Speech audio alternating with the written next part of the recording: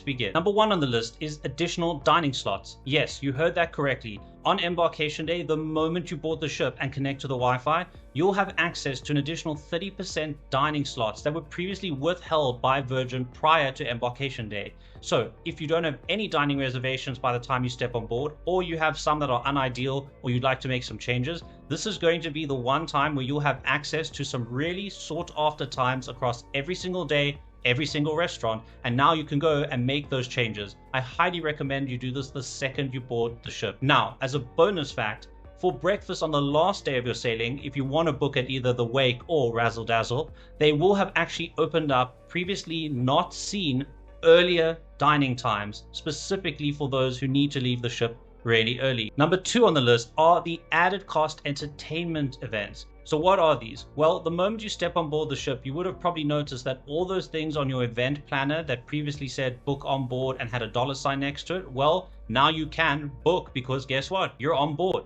These are going to be added cost entertainment items, which typically involve alcohol, but not necessarily. For example, the behind the scenes tour, including the bridge tour of the ship. This is going to come at an extra cost. If you've got any bar tab and you're doing something that involves drinks, they're not going to take it off of your bar tab. It's going to come out of your account. If you have sailor loot, you can use your sailor loot towards any of these. But remember, many of these book up fast. For example, grog walk on day 1 and so on and so forth. Make sure that you look at these and you have a plan as to what it is you want to do and when straight away so that you can try and snag one of these highly sought after added cost event. Number 3 is the spa. If you want to go and buy a spa pass and go and enjoy the spa facilities, then immediately upon getting on the ship, I strongly recommend you make your way to the elevators and get to deck 5 so that you can go to the spa, look at their timetable and physically fill in your cabin number, etc. at the date and time that you wish to go and enjoy the spa, because they only allow a limited number of people at any given point in time, and so there are only so many slots throughout the week on any given day. These are physical bookings. Again, you cannot do it on the app, so make sure this is a priority of yours, that you run straight towards the spa and get yourself that much sought after slot that you want.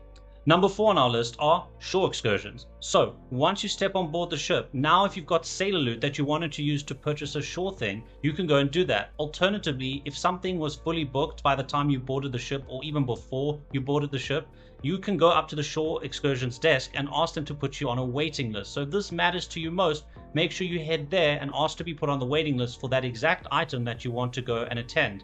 Just remember that the sooner you get there, the higher on the waiting list you'll be.